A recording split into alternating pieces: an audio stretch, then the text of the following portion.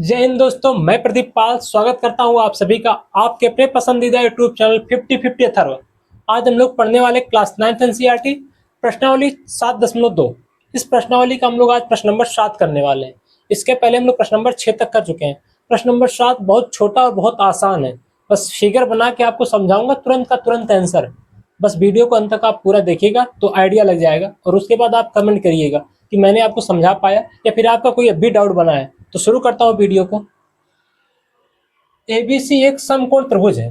क्या है? समकोण त्रिभुज। तो बना लेते भैया समकोण त्रिभुज। ये हमारा एक समकोण त्रिभुज हो गया। अभी नाम मत रखना, पहले पूरा पढ़ लेते हैं। एबीसी एक समकोण त्रिभुज है, तो समकोण त्रिभुज बना जिसमें एंगल ए 90 का है। यही कमाल की बात होती है कि कौन सा कोण 90 का होगा। अब बी और सी को हम कहीं भी रख सकते हैं। ध्यान देना, जब भी समकोण त्रिभुज बना रहे हैं तो सबसे पहले यही ध्यान दिया जाता है कि कौन सा कोण 90 का है। कोण ए 90 का था तो 90 हो गया। बाकी बी और सी को आप लोग कहीं भी रख सकते हो, उससे दिक्कत नहीं होती। फिर क्या बोला है? ए बी ए सी के बराबर है। ए बी ए सी के क्या है? बराबर है। तो कोण बी और सी ज्ञात कीजिए। तो हमें कोण और बी और सी बताना है। तो लिखता हूं, दिया है। क्या दिया है? कोण ए बराबर 90 और ए बी बराबर ए सी। ए बी ए सी के बराबर दिया है, ये दो चीज दिया है। अगर ए बी ए सी के बराबर है तो ये क्या बनेगा? एक समद्विबाहु त्रिभुज बनेगा। समझना क्या बोल रहा हूँ? समकोण तो है ये, लेकिन उसके साथ साथ समद्विबाहु भी होगा। तो समकोण समद्विबाहु त्रिभुज बनेगा। क्यों? क्योंकि ये दो भुजा बराबर है। तो जो भुजा बराबर उसके सामने का कोण बराबर होगा। ए बी के सामने कौन सा कोण है? सी। तो कोण सी बराबर हो जाएगा किसके? ए सी के सामने जो कोण है बी, इसके बराबर हो जाएगा। तो दोनों को मैं एक सेम कोण के नाम से दे रहा हूं, दोनों एक्स है। तो लिखूंगा ए बी के सामने का कोण क्या है? सी। और ए सी के सामने का कोण बी। दोनों बराबर थे, तो माना कोण सी बराबर कोण बी बराबर एक्स। दोनों को मैंने एक्स मान लिया। अब चीजें आप रिलेट कर पाएंगे, तुरंत का तुरंत आंसर आ जाएगा।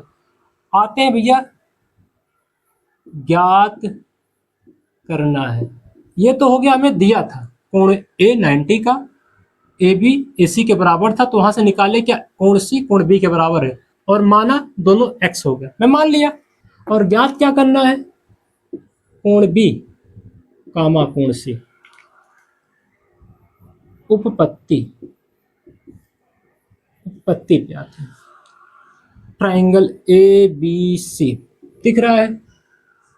कोण ए प्लस कोण बी प्लस कोण सी बराबर 180 अंश।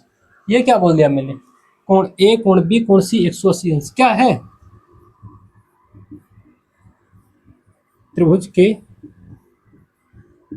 अंतः कोण। त्रिभुज के अंतः कोणों का योग 180 अंश होता है। तो तीनों कोण अंतः कोण थे, तीनों का सम 180 हुआ। कोण ए है कितने का? 90। तो ये तो 90 हो गया। कोण बी और सी को माना क्या गया? दोनों को एक्स माना गया। तो x plus x equal to 180 क्या आएगा? 2x। 2x equal to 180 minus का 90। x इक्वल टू, यहाँ से घटाएंगे 90 आएगा, और 2 चला जाएगा डिवाइड में। तो काटेंगे, होगा क्या? 2 1 के 2 और 45 दूनी 90 होता, तो x बराबर 45 आ गया। x बराबर 45 आया। अब आप गौर करो, गौर क्या करना है? x किसके बराबर है? c और b के। तो x 45 आया है, और x किसके बराबर है? c और b के। लिख देंगे कोण c बराबर कोण b बराबर x। तो कोण c कोण b बराबर 45, क्योंकि दोनों ही x है। आंसर क्या हो जाएगा? कोण c बराबर 45 कोण b बराबर 45। दोनों 45-45 अंश हो जाएंगे। बहुत आसान तरीके से समझाऊं, आप अगर आप गौर करेंगे तो आंसर तुरंत आ जाएगा। ध्यान क्या रखना है? जो हमें दिया है वो लिखने के बाद जो कोण सेम दिखे उसको सेम वेरिएबल से डोनेट कर दो। एक्स एक्स दोनों से प्रेजेंट कर दिया। उसके बाद त्रिभुज के अंतः कोणों का योग 180 से लगाएगा। जैसे लगाएंगे उसके बाद हमारा एक्स एक्स मिलके 2x हो जाएगा, 90 जाके माइनस हो जाएगा तो 90 आएगा। डिवाइड करेंगे x का मान 45।